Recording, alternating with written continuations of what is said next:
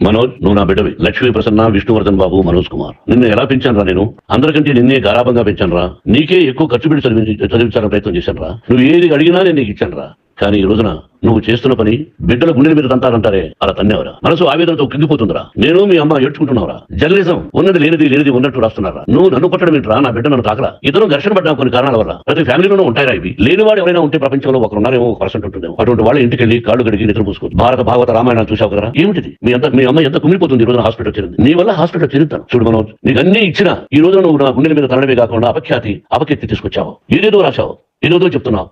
నువ్వు నటుడుగా ఎంతో గొప్పవాడివి. తాగుడు కలవడబడి నువ్వు నీ భార్య ఇంట్లో బిహేవ్ చేస్తున్న విధానం ఆ భగవంతుడు సర్వేశ్వరుడు తెలుసు. భగవంతుడు చూస్తున్నారా? నేను తప్పు చేసినా, నువ్వు తప్పు చేసినా, ఎవరు తప్పు చేసినా. ఎంత అవకాశం ఇచ్చావు మాట్లాడుకునేదానికి అందరికీ. ఇన్ని సంవత్సరాల్లో మన విద్యాలయాల్లో ఒక తల్లి గాని ఒక తండ్రి గాని ఏమైనా చెప్పారా? ఆ బిడ్డలు మన బిడ్డలు మీరెంతో నాకు అక్కడ ఉన్నవాడు కూడా, నా కూతురు నా కుమారుడు. ఎంతమందికి ఫ్రీ ఎడ్యుకేషన్ ఇస్తున్నావు? వాడి దగ్గర ఏది ఆశించరా? నువ్వు ఎందుకు ఇలా తయారైపోయావు? ఎందుకు ఇంట్లో ఉండే పనివాళ్ళు అందరినీ కొడుతున్నావు? పనివాడు వాడు పని చేసుకోవడానికి మన ఇంటికి వచ్చారా? ఆ పనివాడిని కొట్టడం చాలా మహాపాపరా. నేను వేరురా, నేను ఖండించడం వేరురా. నేను ఎవరిని ఆ చిన్న వాళ్ళని కొట్టి అడ్జేసి చేయలేదురా. సినిమా ఇండస్ట్రీలో మోహన్ బాబు కొడతాడు తిడతాడంటే షూటింగ్ లో జరుగుండొచ్చేమో. కానీ ఇంట్లో ఉండి 10 సంవత్సరాల నుంచి 20 సంవత్సరాల నుంచి పనివాళ్ళు ఉన్నారు. నేను ఇంట్లో లేని సమయంలో వాళ్ళందరూ కొట్టి వాళ్ళ ఫోన్ రాక్కొని వాళ్ళైతే చచ్చిపోవాలి. వాడు పోలీస్ కంప్లైంట్ చూడట్లేదు. వద్దు అని వాడి బతిమారాడు పోలీస్ కంప్లైంట్ కూడా. ఇంకైనా నువ్వు నీ భార్య మారి బయట ఉండండి రాను నేను. లేదు డాడీ, తప్పు చేయడానికి ఒకసారి వచ్చావు, మళ్ళీ తప్పు చేశావు, మళ్ళీ వెళ్ళావు, మళ్ళీ ఈసారి తప్పు చేయన్నావు. ఏమండి ఇప్పుడు తప్పు చేయడానికి మీ అమ్మ చెప్పింది, ఇంట్లో పెట్టుకున్నా. మళ్ళీ నువ్వు చేస్తున్నది ప్రతిరోజు నువ్వు తాగుతున్న విధానం నీకే తెలుసు. ఇది ప్రజలు నమ్ముతారా లేదా అనవసరం నాకు. నేను నీకు చెప్తున్నా, ఇంత పురుషుగా పెట్టారా? 3 రోజుల నుంచి రకరకాలుగా రాస్తున్నప్పుడు నా మనసు ఆవేదనతో ఉంది. మళ్ళీ చెప్తున్నా, Mohan Babu university greater than temples. ఇవన్నీ నీకు తెలుసు.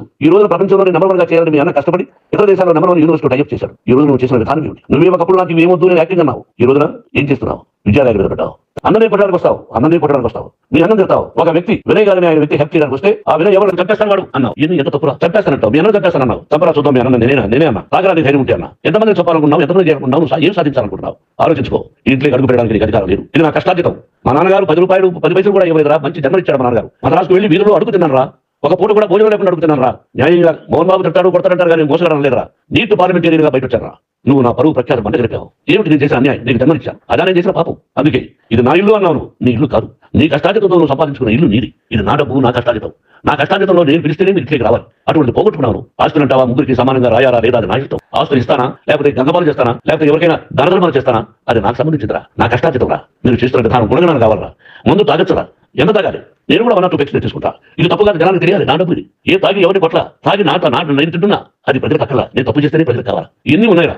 ఇవన్నీ తెలుసుకో. నా ఇంట్లో పనిచేస్తున్న వ్యక్తుల గురించి పోలీస్ స్టేషన్కి వెళ్ళి చెప్పవలసిన అవసరం మాత్రం లేదు, హక్కు లేదు. పోలీస్ డిపార్ట్మెంట్ కూడా తెలుసుకోవాల్సిన విషయం. నా ఇంట్లో ఉండే వర్కర్స్ మీద నేను కంప్లైంట్ ఇవ్వాలి. నువ్వు పర్మిషన్ లేకుండా నా ఇంట్లోకి నువ్వు చొరబడి ఈ ఇల్లు నాదంటూ ఇంట్లో పనిచేస్తున్న వర్కర్స్ మీద కంప్లైంట్ ఇచ్చావు. అది ఎంతవరకు పోలీసు న్యాయము, రూల్స్ చూద్దాం.